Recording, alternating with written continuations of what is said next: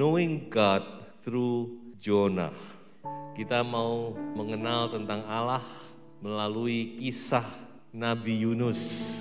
Coba kita baca dulu satu ayat di Pasal 1 ayat 1. Datanglah firman Tuhan kepada Yunus bin Amittai. Dari namanya aja sudah hebat ini. Kata Yunus itu berasal dari kata Yonah dalam bahasa Ibrani yang dipakai di dalam Alkitab bahasa Ibrani itu 50 kali kata Yonah. Dan kata Yonah itu artinya merpati. Jadi saudara bisa melihat karena merpati itu adalah lambang Roh Kudus dan 50 itu angka Pantekosta, angka Roh Kudus. Kita hidup di zaman Roh Kudus, di mana Roh Kudus yang berkarya di dalam gereja Tuhan. Nah, jadi saudara-saudara kita lihat di sini bahwa kisah Yunus ini bukan sekedar cerita sekolah minggu, tapi itu ada cerita untuk kita semua, pelajaran untuk kita semua. Roh Kudus sedang berbicara lewat cerita ini, saudara. Kemudian kata Amittai artinya adalah my truth, kebenaranku.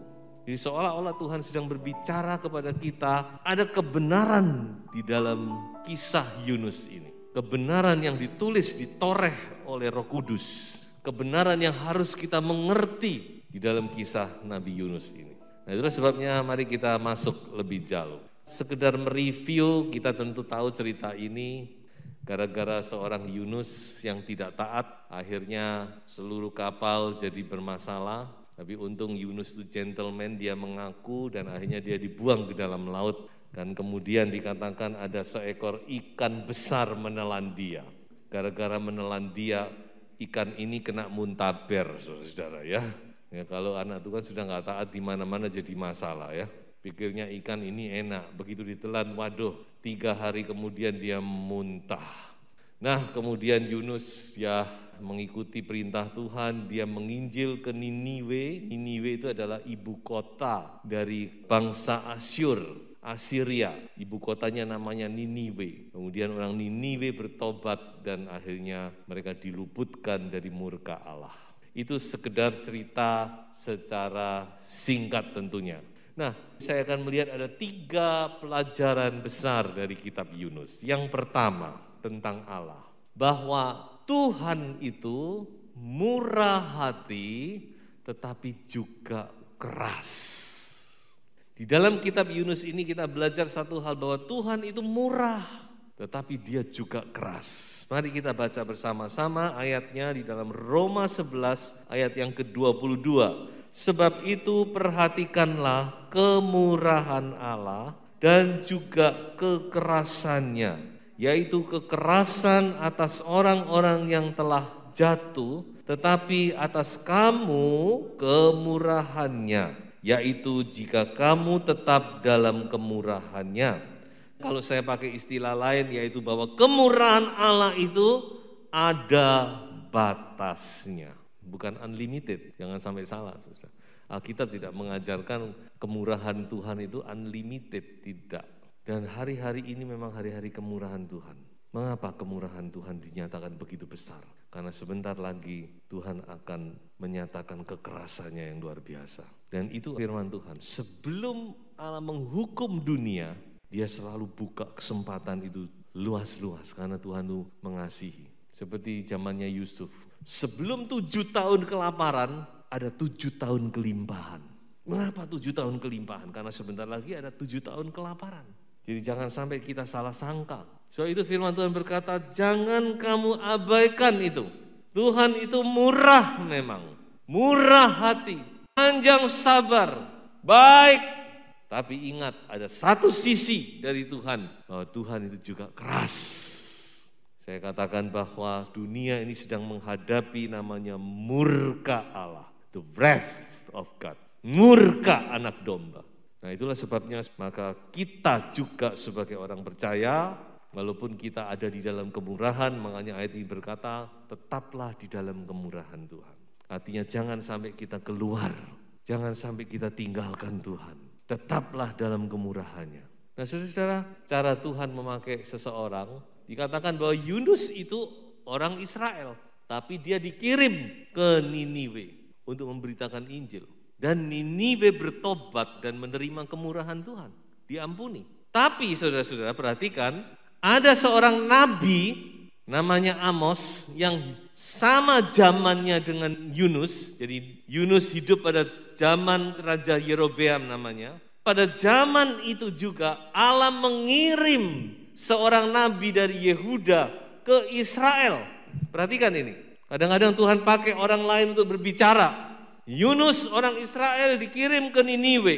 Amos orang Yehuda dikirim ke Israel untuk menobatkan orang Israel. Tapi orang Israel tidak mau bertobat, saudara-saudara. Ini yang ironis. Orang Niniwe, orang kafir, orang yang jahat. Tapi begitu mereka mendengar Injil, mereka gentar dan mereka bertekuk lutut, berpuasa. Dikatakan dari raja sampai binatang, semua mengaku dosa dan Tuhan hatinya berubah. Tapi bangsa Israel, saudara, tidak bertobat. Dan fenomena ini masih terjadi. Seringkali menobatkan anak Tuhan itu justru lebih sulit daripada menobatkan orang dunia, saudara. Orang dunia itu kadang-kadang begitu dia menerima firman, dia sadar, dia bertobat. Tapi orang percaya angel. Ya saya tidak tahu kenapa, saudara. Mungkin karena merasa sudah tahu, mungkin kebal. Ya ada banyak faktor. Makanya saya katakan sekali lagi di sini kita perlu pekerjaan Roh Kudus, bukan? Karena Roh Kudus itu yang menyadarkan kita. Betapa kita butuh Roh Kudus, saudara. Kita yang sudah mengenal Tuhan, kita yang sudah percaya, kita yang sudah melayani, kita butuh Roh Kudus Tuhan, supaya Roh Kudus itu menyadarkan kita. Tetapi cerita belum berakhir. 150 tahun kemudian sesudah Yunus, ada seorang nabi namanya Nahum, ada di dalam Alkitab. Dia memberitakan tentang kehancuran Niniwe. Karena apa? Karena bangsa Niniwe kembali menjadi orang yang fasik, meninggalkan Tuhan, jahat, sehingga kali ini Tuhan hukum. Ya, jadi makanya kalau kita mengerti ini, sudah, wah Tuhan kita ini tidak bisa dibuat main-main ya. Jadi itulah yang ingin saya sampaikan, bahwa Tuhan itu murah, tetapi Tuhan juga keras. Dan kemurahannya itu hanya satu tujuannya, yaitu supaya manusia sadar dan bertobat. Saya baca, maukah engkau menganggap sepi kekayaan kemurahannya, kesabarannya, dan kelapangan hatinya? Tidakkah engkau tahu bahwa maksud kemurahan Allah ialah menuntun engkau kepada pertobatan? Jadi kenapa Tuhan itu murah? 2 Petrus berkata, pada akhir zaman banyak orang mengejek, mengolok. Mana itu kedatangan Tuhan? Dari dulu diberitakan Tuhan mau datang, mana buktinya? Dikatakan mereka tidak sadar bahwa Tuhan masih memberi kesempatan sebelum dia datang, sebelum tirai itu ditutup. Tujuannya adalah supaya manusia diselamatkan. Mengapa Tuhan begitu concern kepada keselamatan manusia? Karena Dia yang ciptakan manusia.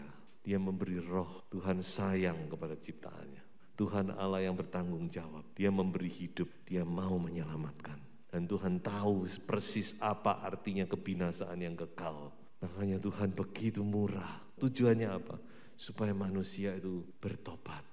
Inilah hal yang pertama yang bisa saya sampaikan. Kita mengenal Allah kita lewat kisah Yunus. Yang kedua saudara-saudara, yaitu bahwa Tuhan mendengar doa anak-anaknya. Di dalam kitab Yunus ini kita melihat ada doa yang paling ekstrim yang pernah dipanjatkan oleh seorang manusia. Mengapa saya katakan demikian? Karena doa itu dipanjatkan dari dalam perut ikan. Ikan itu sudah ke bawah dasar-dasar laut. Makanya di dalam doanya Yunus berkata, dari dasar laut aku berseru. Makanya saya pikir Tuhan itu baik sekali ya. Mungkin sudah berpikir, apa Tuhan kira-kira mendengar enggak doaku? Saya mau katakan Tuhan mendengar. Haleluya.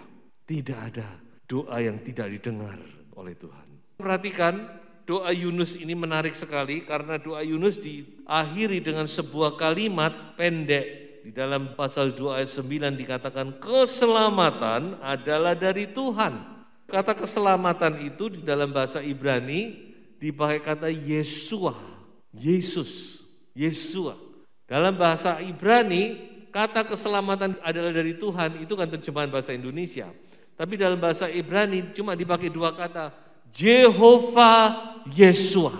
Jehovah itu Tuhan, Yeshua itu keselamatan atau juru selamat. Enggak kebetulan bukan? Jehovah Yeshua.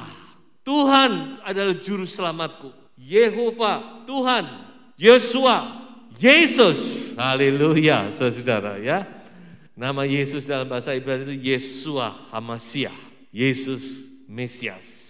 Jadi tidak kebetulan doa Yunus ini. Yesus Tuhan atau Tuhan Yesus. Kalau saya mau katakan versi kita, dalam nama Tuhan Yesus, amin, haleluya. Dan doa itu didengar, Roh Kudus diberikan di dalam kita untuk membawa kita berdoa, untuk menolong kita berdoa. Roma 8 dikatakan, pada saat kita tidak tahu bagaimana berdoa, Roh Kudus itu berdoa untuk kita dengan keluhan-keluhan yang tidak terucapkan. Saudara, bagaimana Roh Kudus itu mendoakan saudara dan saya, mendorong kita untuk berdoa. Dan doa di dalam nama Yesus, Tuhan dengar. Yohanes pasal 16 ayat 24. Doa dalam nama Yesus, apa yang kamu minta, aku kabulkan. Haleluya. Lengkap saudara. Roh Kudus membawa kita berdoa di dalam nama Yesus. Dan Tuhan mendengar. Yunus akhirnya bisa selamat. Ini mujizat. Orang sudah ditelan ikan 3 hari masih bisa keluar selamat. Dan saya mau katakan ini bukan cerita dongeng. Yunus itu manusia yang ada orangnya. Dan Tuhan Yesus sendiri ngomong seperti Yunus di perut ikan. Jadi mujizat terjadi. Saudara, apakah kita saat ini seperti dalam keadaan di perut ikan? Kita sudah tenggelam. Kita seolah-olah sudah mati. Sudah tidak ada harapan lagi. Tapi kalau kita masih mau berdoa kepada Tuhan. Yesus. Tuhan, tolong aku. Tuhan akan bawa kita ke permukaan. Tuhan akan munculkan kita kembali. Haleluya. Andalkan Roh Kudus. Berdoa dalam Roh Kudus. Berdoa dalam urapan Roh Kudus. Di dalam nama Yesus. Saya percaya mujizat itu masih bisa terjadi dalam hidupmu. Amin. Dan bagian terakhir daripada pengenalan kita ini, yaitu Tuhan menyiapkan. Ini adalah salah satu nama atau gelar dari Tuhan kita yang tersembunyi di dalam kitab Yunus. Kalau saudara membaca kitab Yunus, ada 4 kali ada kata atas penentuan Tuhan. Atas penentuan Tuhan datanglah ikan besar. Nanti di pasal 4, atas penentuan Tuhan tumbuhlah pohon jarak. Atas penentuan Tuhan datanglah ulat. Atas penentuan Tuhan bertiuplah angin timur. Jadi kata atas penentuan Tuhan selalu diulang-ulang di dalam kitab Yunus. Apa kata ini saudara-saudara? Di dalam bahasa Ibrani dipakai kata Jehovah mana. Jehovah Tuhan mana. Kata mana artinya Tuhan prepare, Tuhan menyiapkan. Haleluya saudara. Yunus dimasukkan ke dalam laut. Tapi Tuhan sudah menyiapkan kapal selam gratis, haleluya. Hebat gak Tuhan kita saudara? Kalau tidak ada ikan, dia pasti sudah mati di dalam laut. Ikan itu sekaligus untuk melindungi Yunus.